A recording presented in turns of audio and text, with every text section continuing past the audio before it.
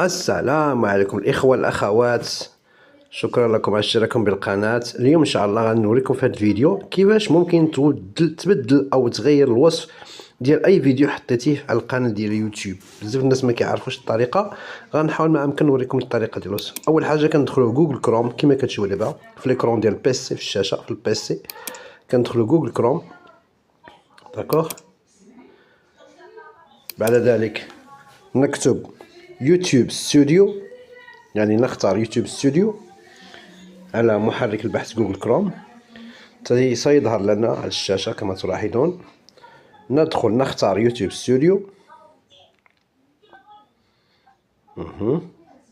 يعني سهل جدا سهل جدا تغيير الوصف، لأن الوصف يزيد من نسبة المشاهدة وهو مهم لأي فيديو بصراحة. كما تلاحظون هذه قناتي موندوتو، هذه قناتي اوكي، قناتي على اليوتيوب، وهذه هي لوحة البيانات الخاصة بالقناة، يعني عدد المشاهدات، عدد المشتركين، عدد الفيديوهات، كل شيء هنا يوضح كل شيء في القناة. اوكي، لوحة البيانات الخاصة بالقناة.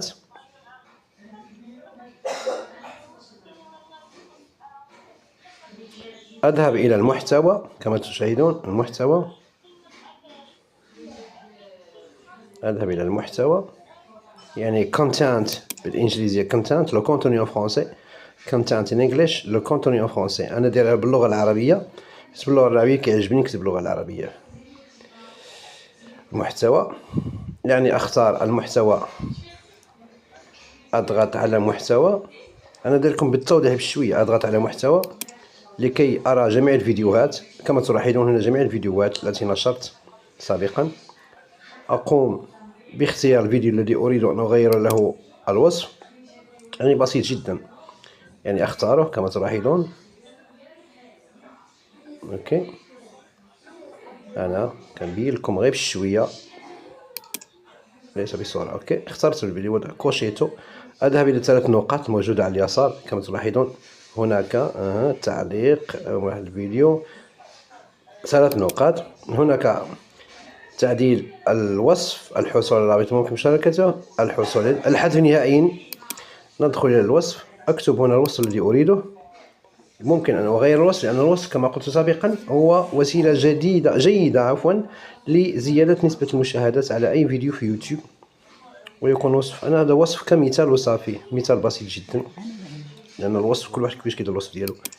أوكي، أنا هنا كما لاحظتم مكتبتش بالعربية كمثال وصافي، لأن الكلافي لوحة المفاتيح لا توجد بها عربية، فقط الحروف الفرنسية الإنجليزية اللاتينية.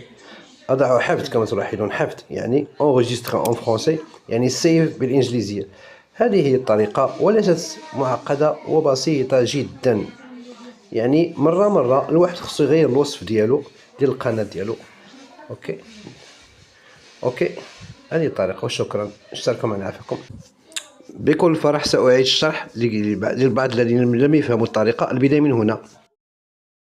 أول حاجة كندخلوا جوجل كروم كما كتشوفوا دابا في ليكرون ديال البيسي، في الشاشة في البيسي كندخلوا جوجل كروم. داكوغ، بعد ذلك نكتب يوتيوب ستوديو، يعني نختار يوتيوب ستوديو على محرك البحث جوجل كروم. سيظهر لنا على الشاشة كما تلاحظون. ندخل نختار يوتيوب ستوديو. يعني سهل جدا سهل جدا تغيير الوصف، لأن الوصف يزيد من نسبة المشاهدة وهو مهم لأي فيديو بصراحة. كما تلاحظون هذه قناتي موندوتو، هذه قناتي اوكي، قناتي على اليوتيوب، وهذه هي لوحة البيانات الخاصة بالقناة، يعني عدد المشاهدات، عدد المشتركين، عدد الفيديوهات، كل شيء هنا يوضح كل شيء في القناة. اوكي، لوحة البيانات الخاصة بالقناة.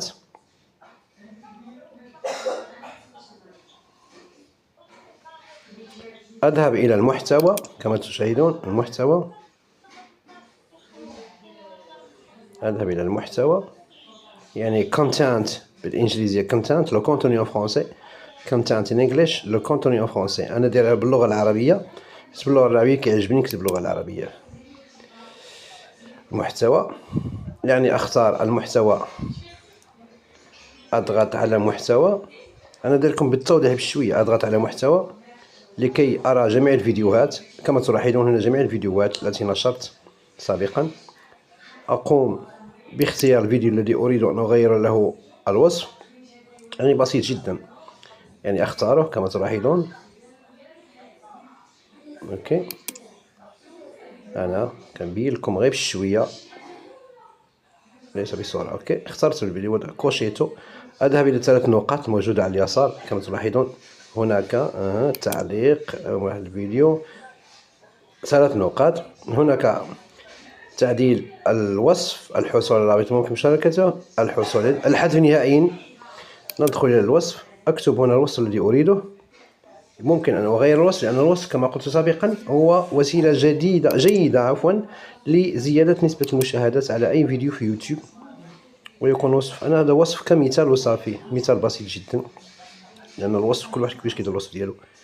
أوكي، أنا هنا كما لاحظتم مكتوبش بالعربية كمثال وصافي، لأن الكلافي لوحة المفاتيح لا توجد بها عربية، فقط الحروف الفرنسية الإنجليزية اللاتينية. أضع حفظ كما تلاحظون، حفظ يعني enregistre en français، يعني سيف بالإنجليزية. هذه هي الطريقة وليست معقدة وبسيطة جدا. يعني مرة الواحد خصو يغير الوصف ديالو ديال القناة ديالو. اوكي، هذه الطريقة، وشكرا. اشتركوا معنا، عافاكم. إخواني أخواتي أحبابي في الله، المرجو منكم الاشتراك بالقناة. بارك الله فيكم، شجعونا، الله يجزيكم بخير. بارك الله فيكم، فليسعدكم الله.